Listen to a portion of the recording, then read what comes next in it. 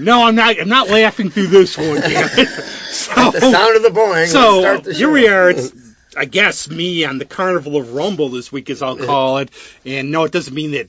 It's probably some kind of like online service for perverts called Rumble. I don't want that. No, this is the Carnival. How do you even know that, Rob? I hear the term because like TikTok, people are like, join me on Rumble, whatever else. What about the song so Rumble? flying in from the Vatican from his private gig there on the Pope's planes, Greg. Hey, hola. And like, I have to offer a lot of thanks. At first, we were going to have our jam at a Coliseum on the coast of Libya. That didn't seem very pertinent. Then we were going to try Primrose Park, and they wouldn't let us in. So Paul suggested we do it on the roof. And of course, thanks Paul. And or of course, the roof.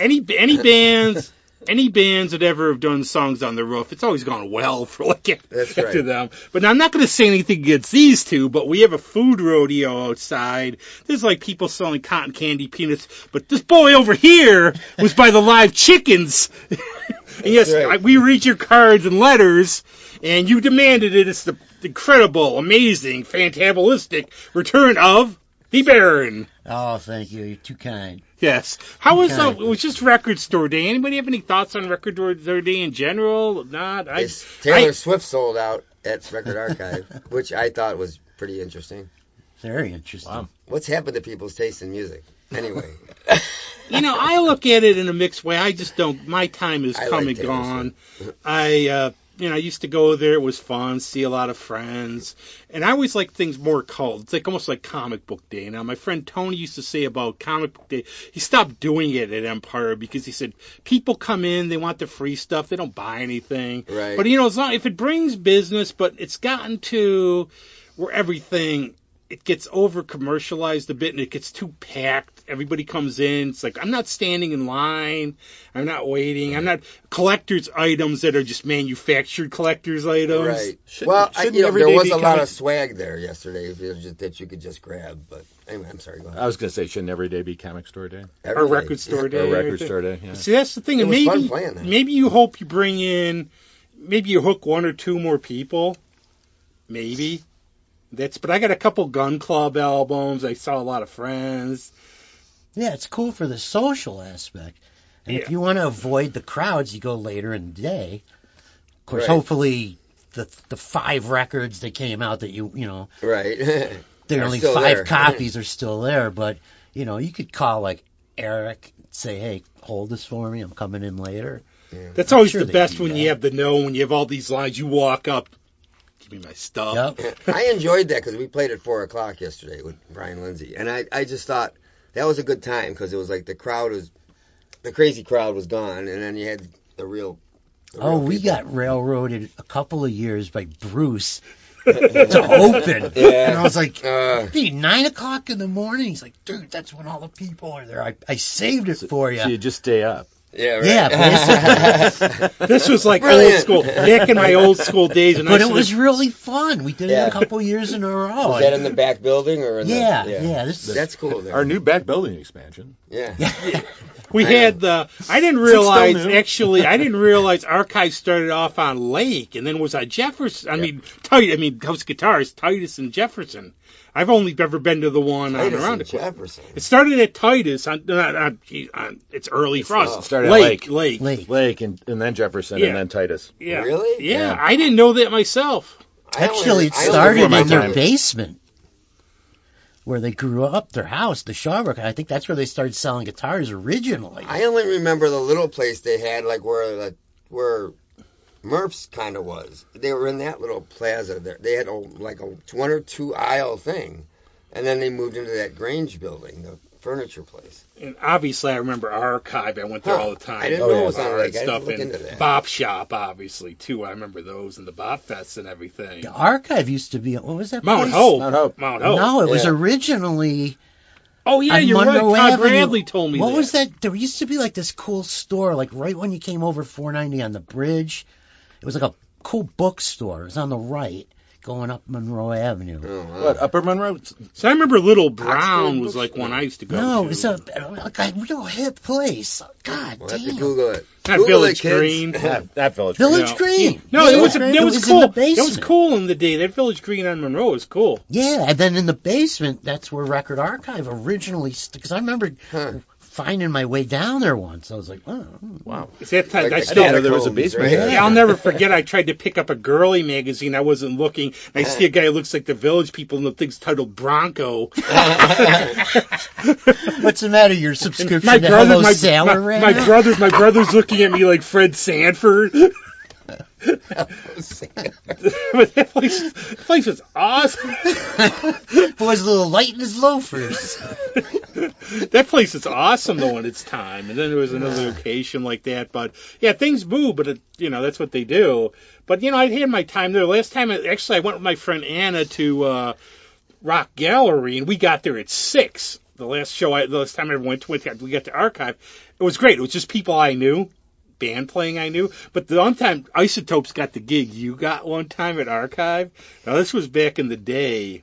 We all come in. I see Michaela, and I just go, Michaela, she got shades on. Do you have any sunglasses? I'm gonna put you on. I go in.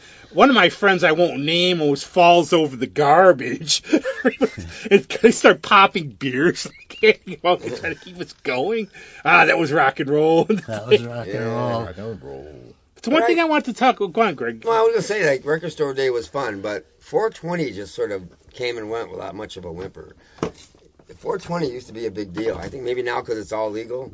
It's just It's that. not It's just- just an it's everyday. just- It's yeah. just another day. It's Yeah. just another day to get high. I always say, I've I've always I'm been. glad about that. Well, I've always been though, like I've always said, it's a good day. who Yeah, wants straight. to, like, you're going to go to jail for smoking a plant, but then Right. again, being illegal gave us Cheech and Chong movies. That's What true. fun would they have been? Imagine, like, what if Cheech and Chong movies were made and weed was legal? Yeah. What fun would that be? They can't do nothing to us, man. It's legal. Yeah. Yeah, but I'm Mexican. So Yeah, you the whole still have other that. spin. Yeah, what'd you put in this, dude, man? What'd you put in? Well, I'm mostly Maui Wowie, but then some Labrador. What's Labrador? Dog shit. I'm smoking dog shit. Dog shit. But that's good. Something you guys got to talk about a little, because I know, Greg, you've talked to me about it. You, obviously, all the time. What's some live albums you've been getting? Because you've been really getting some, like, I know you got, like, that Cheap Trick one. I got cheap. Yeah, Oh, you got that new one? I got the Well, you too, if with you know the any. Summer Looks Yeah. Good on You, that one, Another World. But I got this 1977 whiskey. That's the one I'm talking Yeah, about. really good, man. I mean, it's raw. It's like there's not a lot of banter. It's just them playing a bunch of songs. Yeah. And there's like long breaks between songs. Well, here's a song we wrote. There's no big hoopla. It's really pretty good. And then I got Sounds this great. Rockin' the Fillmore Humble Pie, like both days, all 4 That's shows. a Yeah. great album. And it's remastered, man. It sounds like $1 million. That's one of the best I'm only, live I albums. think I have Yeah. my solo Frampton kicks opinion of ass. Humble Pie, where I think like Frampton and Marriott were great, but sometimes, like on the albums, I think they were just almost like, okay, we're going to show you how awesome virtuosos we are, Yeah. but so it's like a little too much, but I can imagine how incredible they'd be in concert. Well, the cool thing about the one I got is because it's the 4 shows, they're 2 different days, but so all those improv things in the middle are all just a little different. Right. And it's cool because you get to see how they kind of the songs evolved a little bit by the Yeah, I course, got the all box that set of the Band of Gypsies, All the Nights. Oh, really? See, and I that's didn't the know. same cool. thing. That came out, like, I guess, last year. Wow, I have to I'll look have to into go find one. that. I'll have to go find that. Yeah, that Really sounds cool, good. and 'Cause I that's- never thought that was the whole thing. Yeah, there was, I don't know, like 2 shows a day for like 3 or 4 days. Yeah, they worked those guys pretty hard back then. And that's like my favorite Hendrix Yeah. period anyway. So Right. as soon as I saw that coming, and it's the same thing. You can hear how each song is a little different, Yeah, which is what I try to do with our band. and it's live because they didn't tweak these things very much back then. They were Right. actually live. Like I said, that Cheap Trick thing. There's not much. Warts and all. Yeah, his voice kind of cracks and every once, and stuff like that because it's like it's the real deal. And now you saw them, you said at the fair or something, you said it's only like they're Dorian Grays, like they pretty much look a lot the same pretty much. Yeah. Except the Bunny Man wasn't there, but it was Rick's son. Right. Although I think the last time I saw him, it was still Bun, because it was a few years ago at the State Fair. But Xander's voice, man, it's like I know. he never lost like one He's little amazing. iota of. Yeah. He can still hit everything.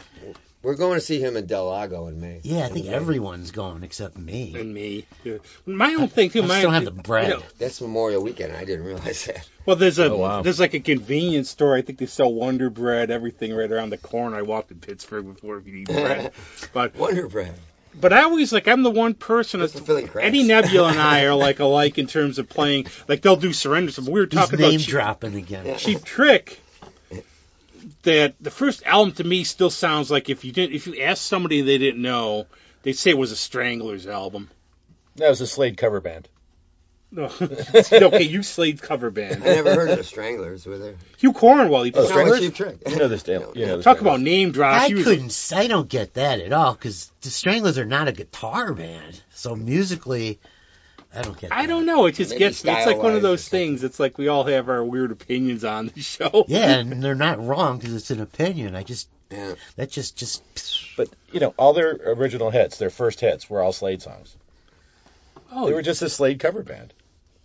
When they started. Then they got awesome. I didn't know. I actually like Slade, too, though. Oh, I I like Slade a Slade lot. too.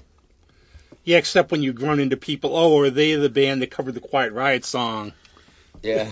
I know, right? Yeah. Or wait, I'm thinking of Quiet Riot. Yeah, I was gonna I'm say thinking that. of Quiet Riot.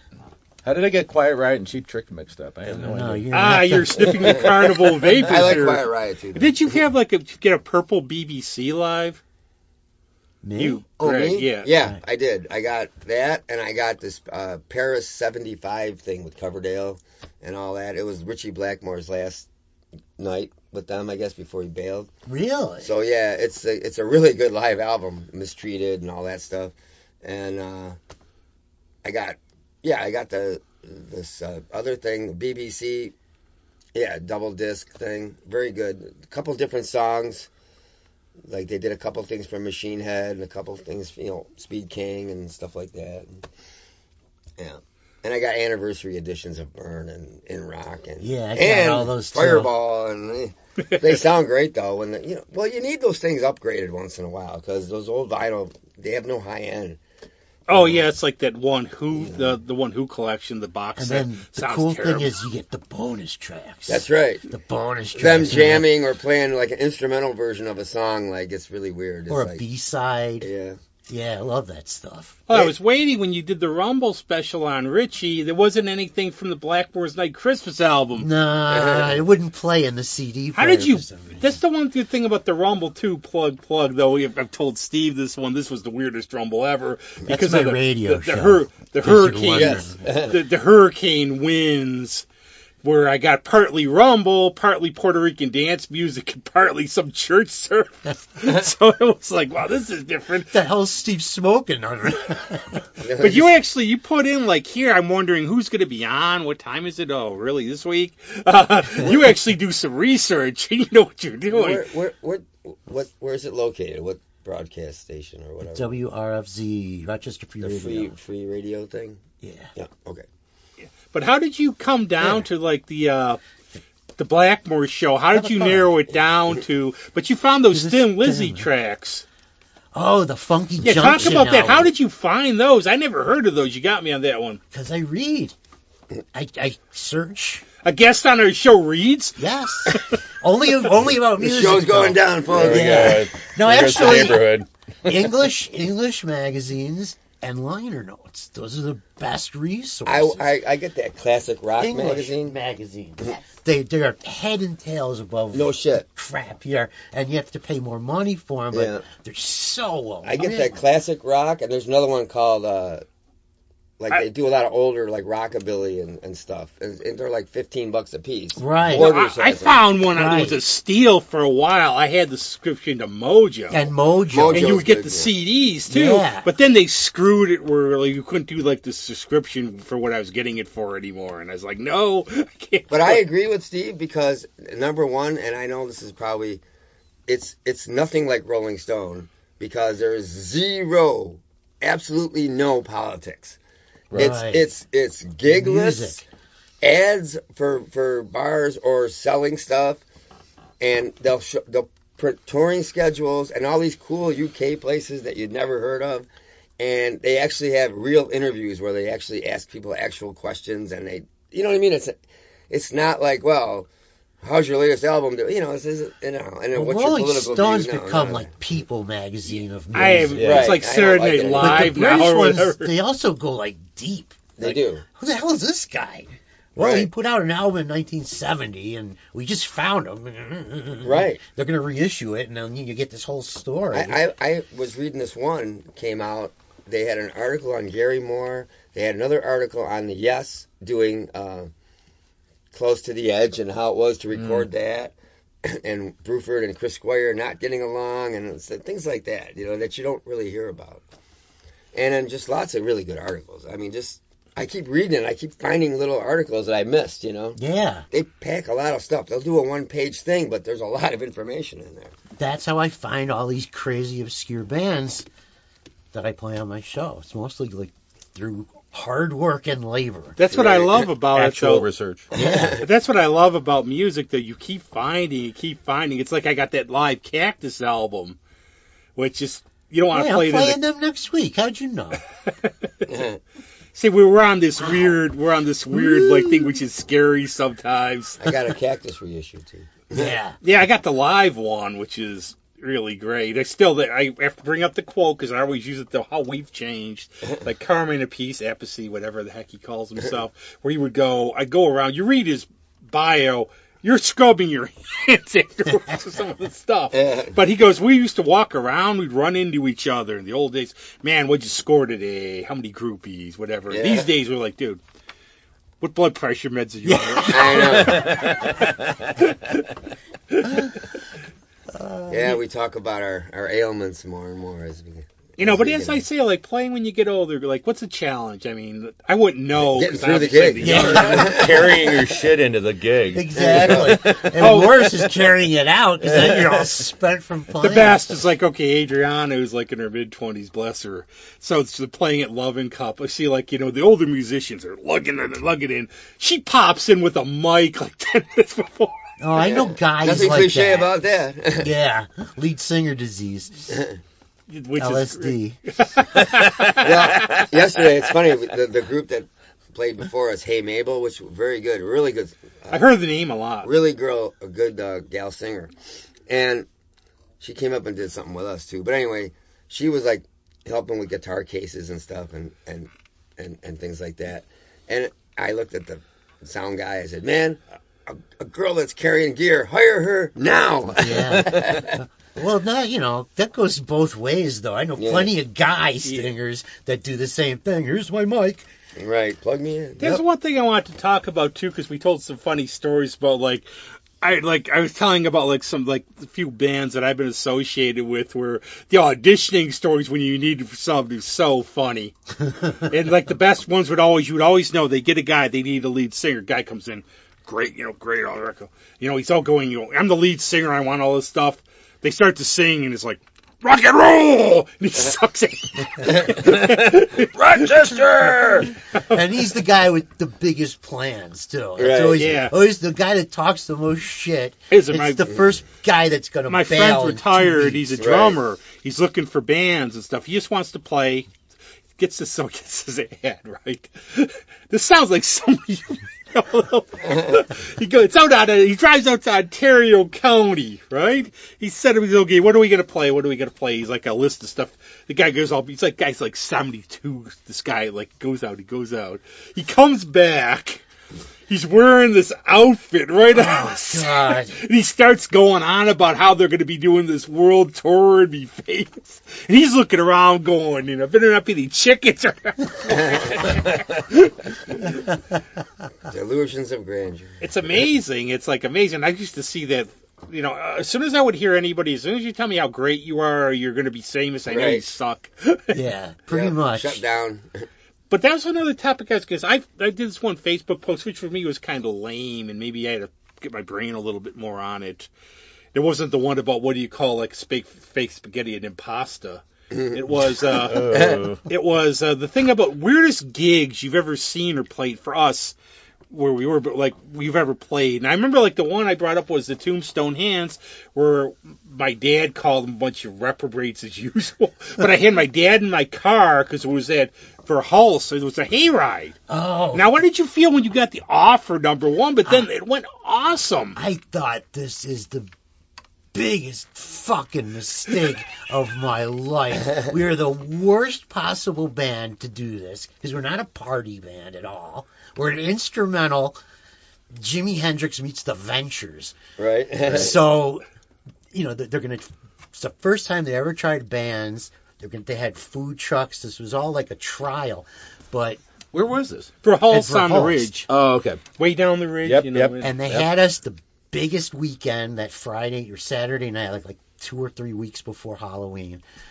And my drummer, one of his guys, like, is good friends with their family and volunteers. He hooked it up.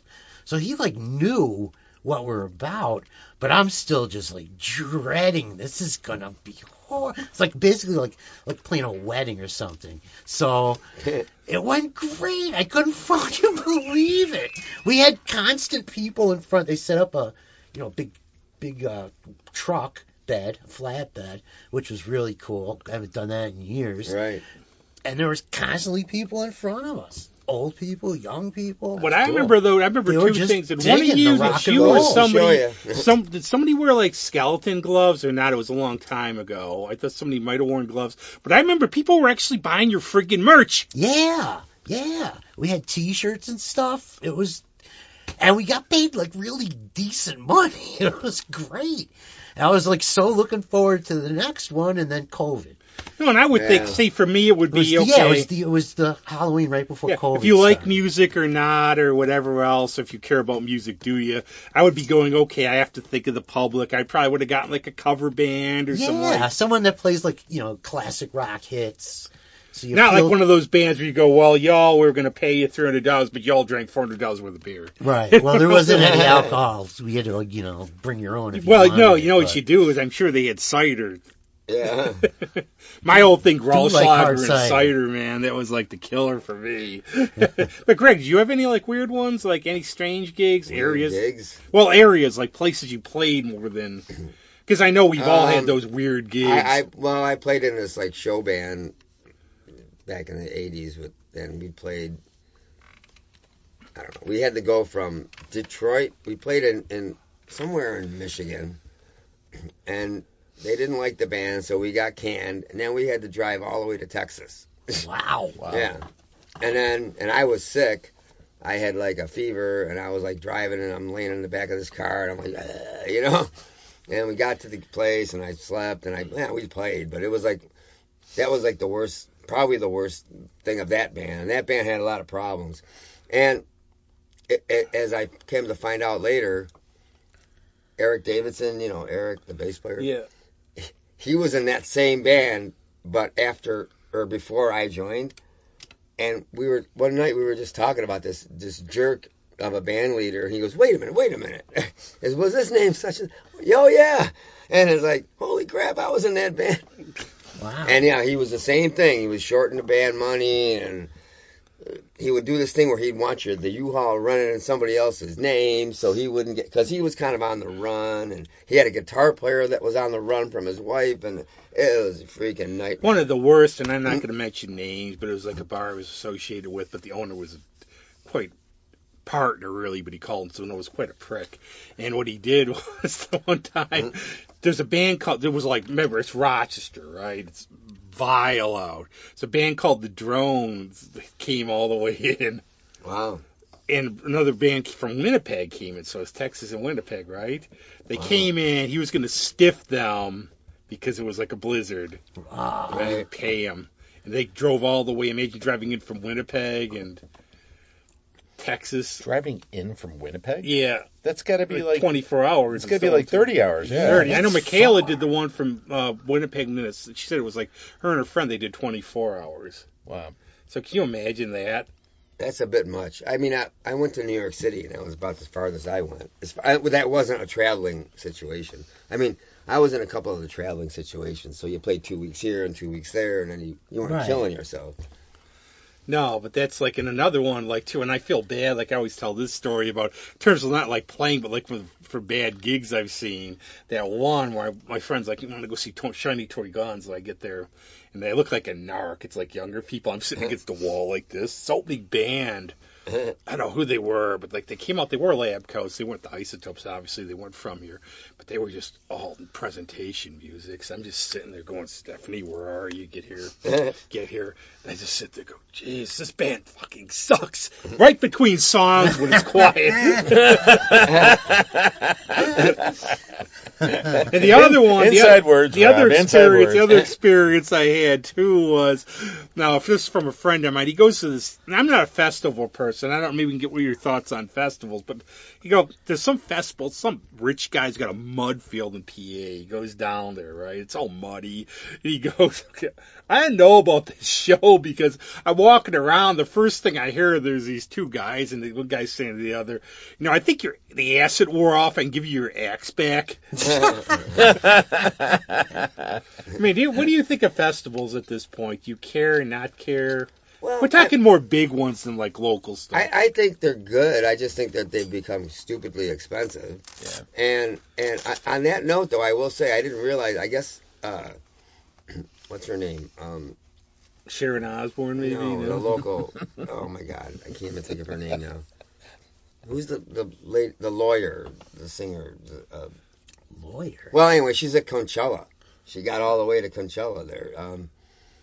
What is her name? Oh my God, I'm blanking. Not Sally Cohen, is it? No, black singer. I can't. Oh, Daniel Ponder. Daniel Ponder. So she has somehow gotten all the way to Coachella. Wow, that's big. Debbie told me that last night. My girlfriend, she was like scrolling some stuff, and I guess she's got a slot there, and I guess she kind of quit the lawyer thing. She said I couldn't do both at once. I couldn't do them, so I had to make a choice. Good for her. Could always go back. Well, she was a public defender. I don't know. Dr. Britt Baker, DMD, she's a dentist, but she's a pro wrestler, and she does both. Sometimes she'll knock at the same time. At the same time. Her finisher is called. So my joke. Her finisher is called the lockjaw, where she takes a glove out and sticks her hand in your mouth. But we think alike. That's a good thing. That's a good thing. It gets you everything. Scary. No, that's depending who you ask. Oh, how's Tally been going? Good. What's he up to? Oh, where's your styrofoam cup? I'm off today. I had a headache. I'll trying to remember I'll preface all my gear. this, though, for anybody who doesn't know.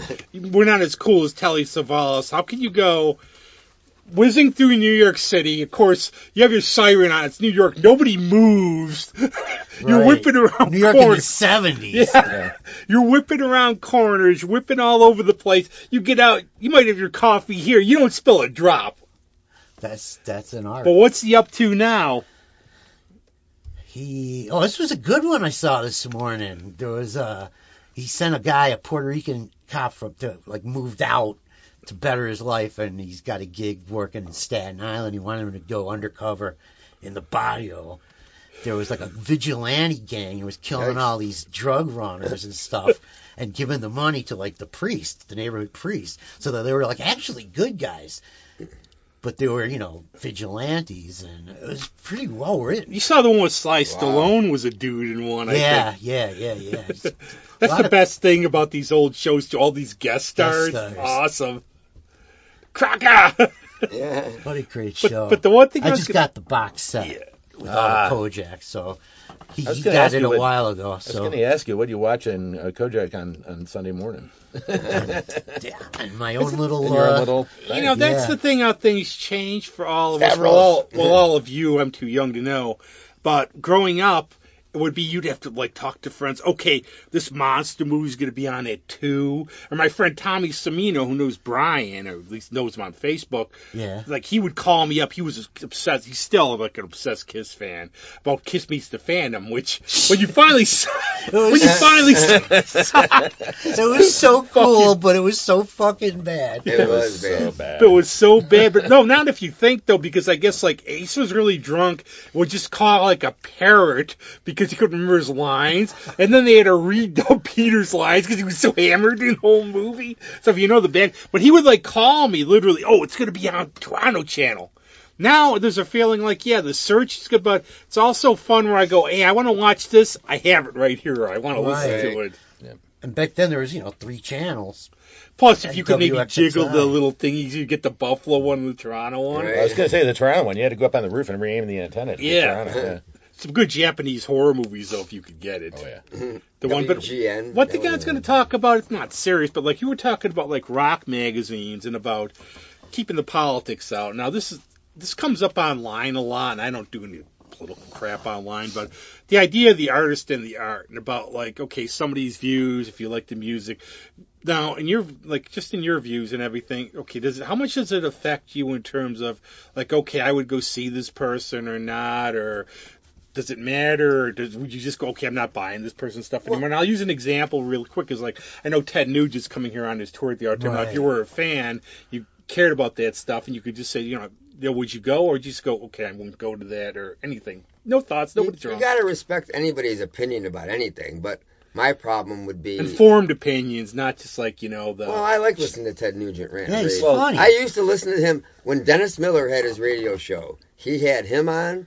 He had I'm trying to think of who else he had on. He had a lot of musician guys because he digs that. So he did have Ted Nugent on a couple times, and he just doesn't change. He's just got his attitude, and he's pretty constant, isn't he? Yeah, and he's not. It's not like he went and raped anybody or anything else. I just brought him up as an example. He's got his point of view, right? But I mean, you think like we heard Michael Jackson someplace the other day in public, and I'm like, why are we still listening to Michael Jackson? Right. Yeah. But I guess I'm getting. Why? Because what they did was they realized when he croaked, they could make a lot of money off him. Yeah. So, if they found that Peter Pan thing in a closet, but what bothered me was I would read interviews with him where he's talking about sleeping with little boys. Or little monkeys. No, I'm walking somewhere in the city, right?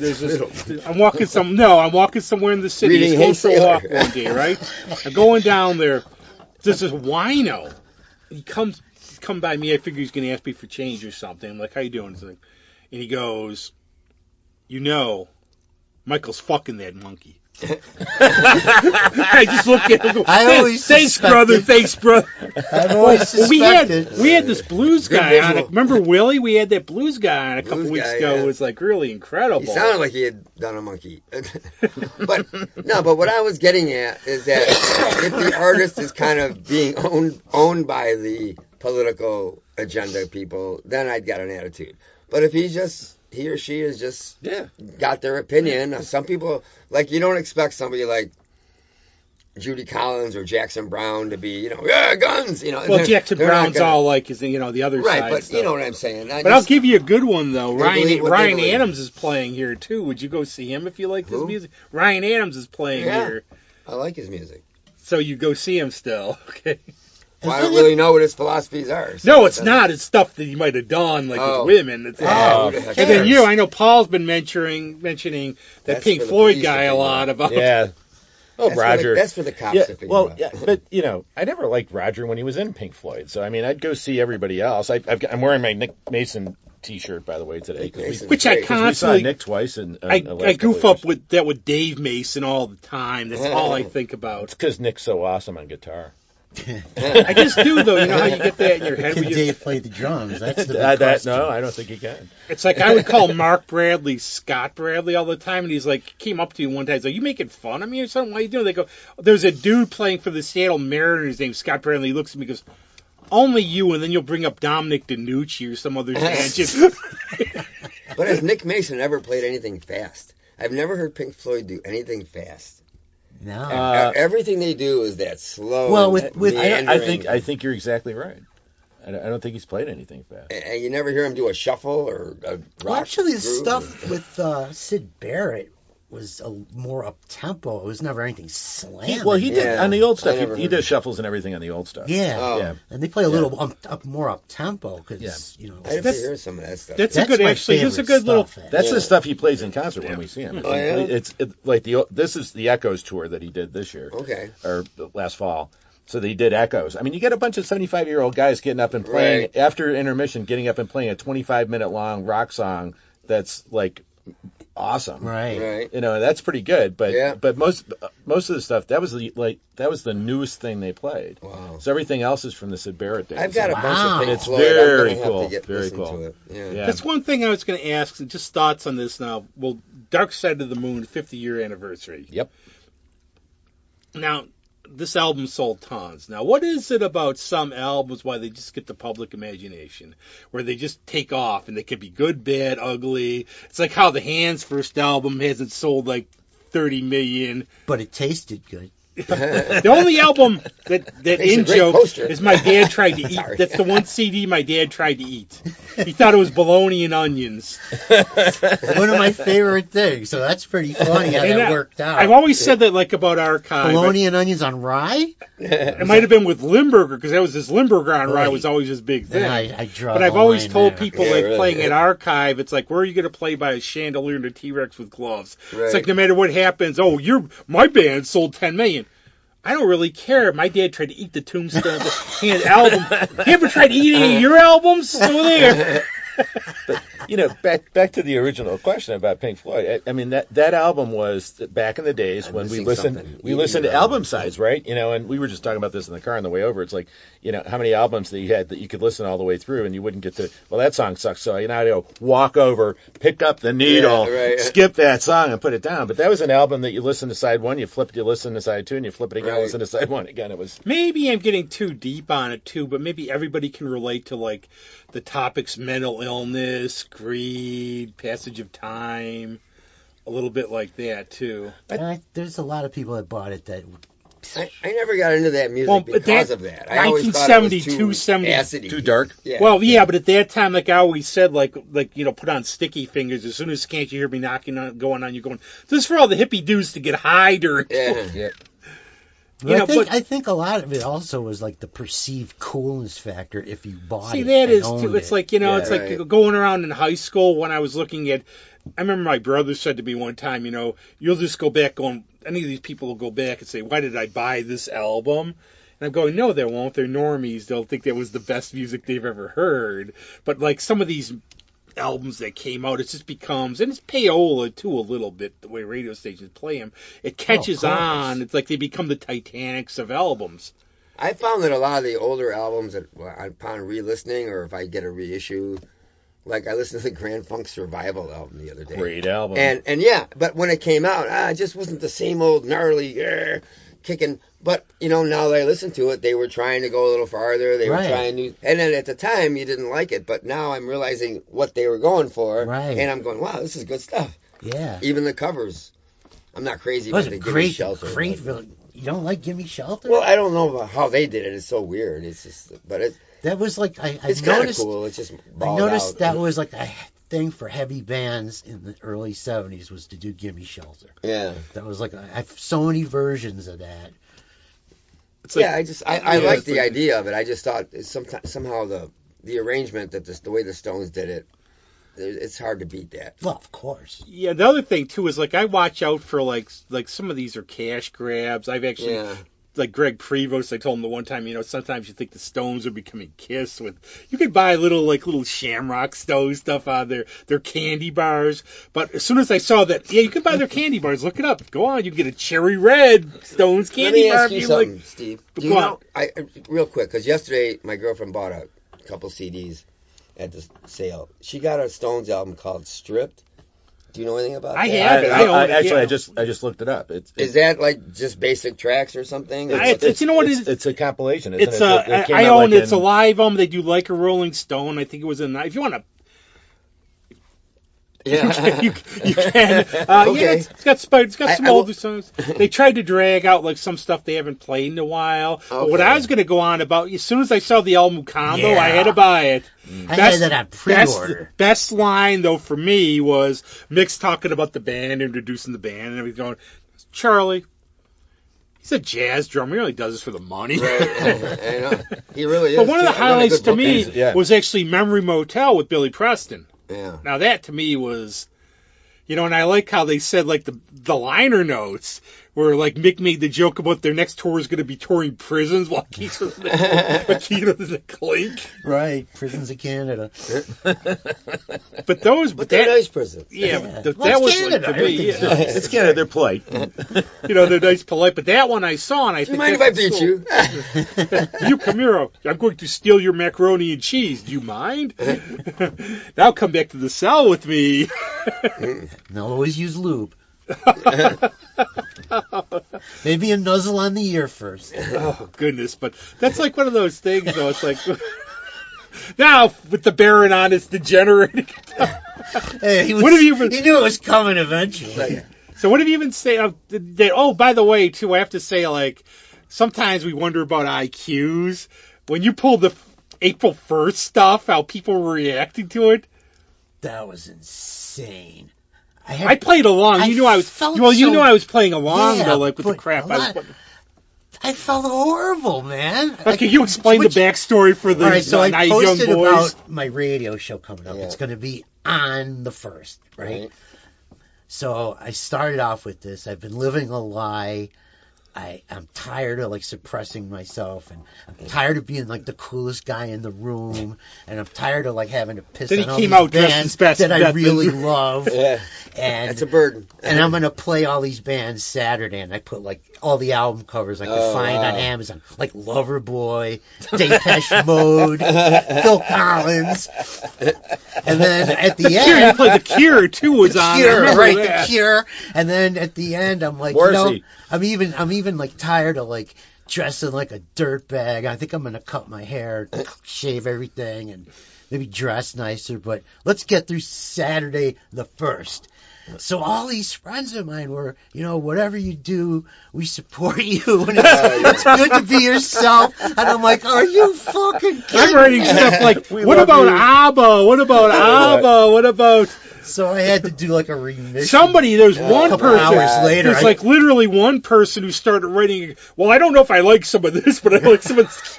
Kira's got all this stuff. Like seriously, and I like a couple of us are on there going, cough date. Right, Brian. I'm not gonna underwrite your show anymore. No, you put the Motley Crue thing up, and I put the thing Crue, dude. Right. But I figured that thing at the end, man, I'm cutting my hair, I'm going to dress nice. So you actually had to do a retraction so people didn't believe it. Well, I felt bad, which is, I can't believe, like, what happened to me? It was so nice, but, I was like, people were like so heartfelt. I guess I'm not such a prick as I used to be. Oh, I know. I'm going to have to... I got one. I think it's because you're so outspoken normally that they just figured you wouldn't pull anything like that, so they figured it was the truth. Yeah, I had a couple. You wonder if we and just I'm a good writer. I discovered. Have we gotten too sensitive or just lost our sense of humor? I wrote this long post about. I don't usually like talking about personal stuff. Stuff with my dad. People wanted to know my death. I had to because everybody knew, but. I don't like talking about personal stuff, but I'm going to be honest. I've been living a lie, and I have to confess to everybody. Please understand. I hope you understand me, and I want you to show your support. I drank decaf this morning. And I got people putting little hearts and shit. The huggy heart. Yeah. Somebody wrote "Stay strong." I answered, "I'll try to stay awake." See, I would have given you the huggy heart. My coffee's not strong. I'm not gonna. I love her to death, but I get this one message. Are you okay? I got a private message. I'm here. I'm like, don't worry, I was supplying the strong stuff. And the other one I put was like just a quick quip. I wrote a post, which I probably shouldn't have, but I just spent 3 hours waiting at urgent care. And I had people, are you okay? And then I'm like, read the fucking post. Yes, it's like, we need a sarcasm emoji. Yeah. Because anybody knows, like, I try to avoid, people have asked me, like, a couple people have just said, your posts are really weird. But, I try to, like, everybody knows, like, if I write about conspiracy stuff or weird, anybody who knows me knows I'm joking. It's a joke. Right. But then people, I don't know if we've just lost, like, we're not supposed to be offended or, like, so sincere that we've lost our sense of humor. I'm afraid to do too much humorous stuff because I have a weird sense of humor, and I'm just afraid people are going to go, that's not right. You can't say that. So far, the last episode with the Baron is yet to be demonetized, so we're okay. So we're okay on that. But how you doing, Baron? You doing good still? You alive? I'm alive. Actually, my head's starting to feel a little better, so I'm glad I forced myself. That's this good. weather's fucking horrible. Yeah. No, I have to, yesterday, and I wrote this online. Sinus-wise. But okay. So I'm listening to this show. I get into weird stuff. I go, it's the discipline. I got to go for a walk. It's a mini hurricane by here, right? So I go by. It's like the 420 crowd is out after partying.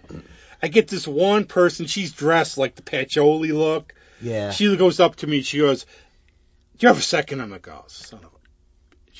Yeah, Chick-fil-A's that way. Go to Chick-fil-A. You don't like me. So she goes up to me like, the Moody Blues music's the path to salvation. Have a blessed day, brother. Like, wow. Then? I want your street people because I don't get that ever. Then, street people are just creepy and beggy. I almost had the worst sight. Okay, where I'm like by the ridge, crossing Latona. These two look like the one. It's funny because the woman looked like a hippie. The guy looked like a frat boy bro almost. He's got a cigarette. He's going across Latona. The cigarette blows out of his mouth. He goes on ridge with the traffic going. They're expensive. To get the thing. And then she's coming up to me. It's like $1. She's coming up to me. He's crazy. And I go, I've seen these PSAs. No, he's frugal. I've seen these PSAs about smoking, killing, but I don't want to see it. Yeah. And he comes up, he goes by, and I go, "Hey, I worked at bars, man. Those are expensive." And he looks at me and goes, "Love you, brother." So, come down by, like, I don't know. Like, when I walked around by your place, I didn't really see, like, funny. Any out of the ordinary. No, I'm not talking about my place. I'm talking about downtown. Or Monroe. But, we don't have street people where I live on the hill. No, but like downtown, every now and then you get some good weird. Yeah, you get some good weird ones. Not as good in the day where they were funnier and stuff. Well, I remember sitting out on the sidewalk in front of my favorite bar downtown, and you'd always get people coming by trying to mooch something. And this one day, and we just tell them to get lost. And this one guy came up and he said, "Do you have $5?" I'm like, "What do you need it for?" And he goes, "Weed." and I gave him the $5. I'm like, "You're the most honest man in Rochester." One of my favorites. Okay, there was the one guy who used to shoot blow darts at people. He was scary. But the best guy, not the best, but the biggest. Shut up. One time, remember, he comes in.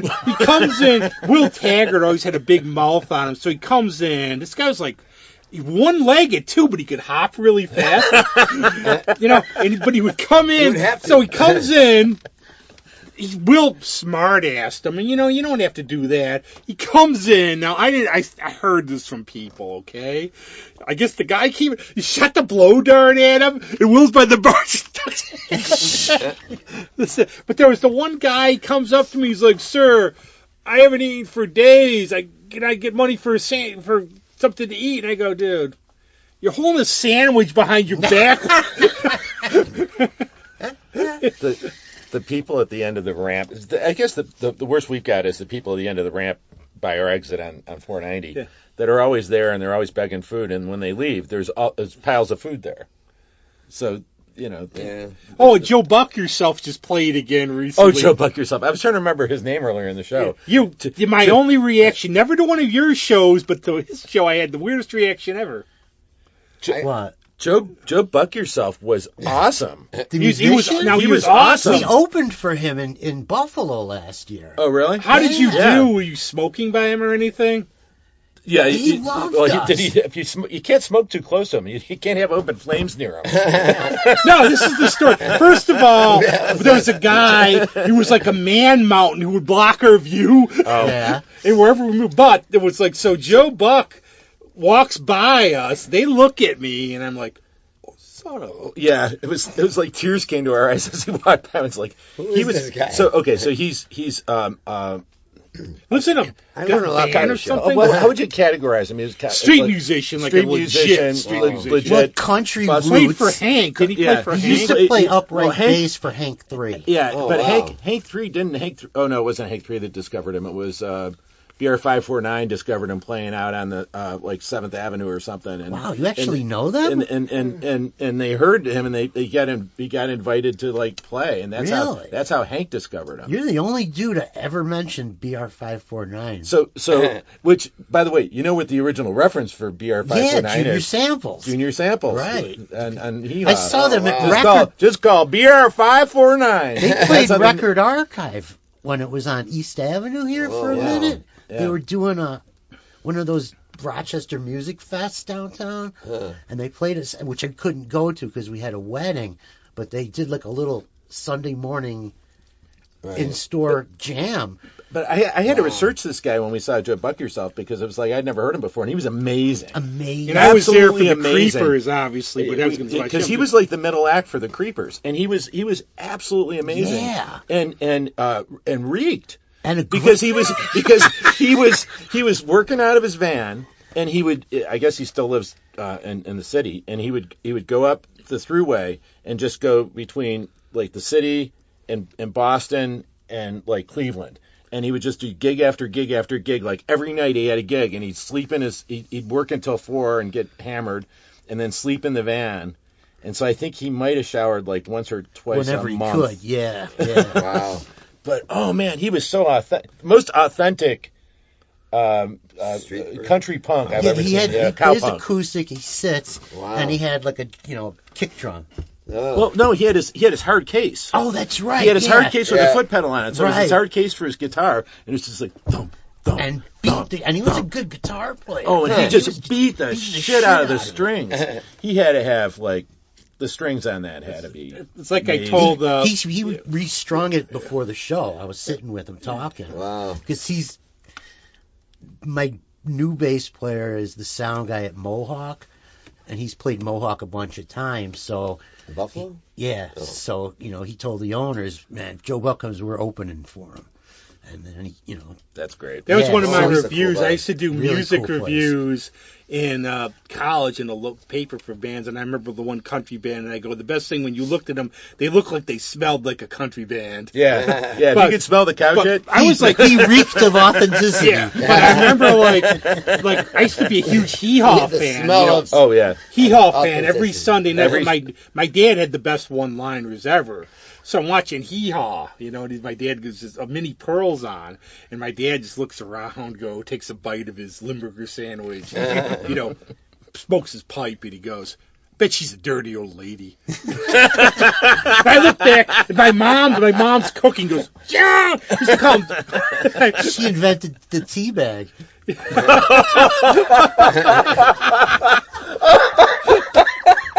Thank you. I'm not going to get that image out of my head for months. Did she have the thing on with the hat, the price tag on her hat? And on that, now that while there are still like 3 listeners left, thanks a lot, Darren. So on that, we have to go. Let's show it on a high note. So I'm going to start. We got our roadies loading the equipment on the roof, so we're going to have our second jam session, and these guys are going to play, and we have no idea. Well, can I say just one thing? Sure, we have just one thing. Yeah. So I'm going to go look for a Hello Sailor magazine. But if they don't have it, I'm going to look really hard for the Pizza Guys here. They must have a magazine named that. And that's it. The Pizza Guys. Oh, so, and of course the Baron will return, but we're not done. We're going to have we had our first jam. This was more jazzy, fusion. What would you describe, Paul, as? It was jazzy fusion. Even though I haven't heard it. Thanks. No, Jeremy. You took the words right out of my mouth. No, I sent it to Jeremy Grace, our friend, and he'll be on sometime. Go support them at the River Era or the Summer Jam. Yep. But he said, this is tasty. It was and tasty. I said, not as much as that Tombstone Hands CD was, obviously, but... I was amazed at how awesome that was after it was improv. Now we're putting pressure on them because we'll be sitting there be going we said no pressure. All I know how to do is improv. You better have played good. You're not wait a second. We never practiced our improv. Yeah. We just did an hour of it. And people are going, we're going to, and when we walk That's out a true there, story. One of my bandmates once asked, can we get together and work on the improvisational part. And I actually told, it wasn't Harley. I don't think it was Harley. It was one of my musicians. That shows a lack of knowledge. Yeah. But it was, I think it wasn't Harley. It was somebody else I told that story to, and he goes, "You gotta be fucking kidding me." I was in an improv group once, and they kicked me out because I never made rehearsal. Oh. I got that. I don't think. Look at that look. Perhaps give me the stinker look. You're stealing my stick. So obviously the guys in the suits are going to be outside when we're done, but they're coming to take me away. Just another old day at the carnival. Happy end of. Actually, yeah, because salute to our maestro who's going to be in the Hall of Fame because he should be. And I remember his last gig though, like with Primetime Funk. End of the guy's like incredible, but like end of the show, he stole that James Brown from him, kept running out, kept grabbing him, putting the thing on. Finally, he set his piano on fire, did a backflip clap from exhaustion, but he's going to play with us this time. So I'm telling people I'm playing with like real musicians Sunday. Yeah. What do you mean real? What are you? I go, I don't know what I am, but these guys can like read, they like do stuff and teach and. Your man? Improv without asking what it is. Yeah. My main man. And on that note, thanks everybody, and stay tuned. And we will have a name or we won't. If you think of one, we'll have one. Otherwise, we won't. Otherwise, it's just... It's going to be Hello Sailor. Cut! We're done. Listen to the music.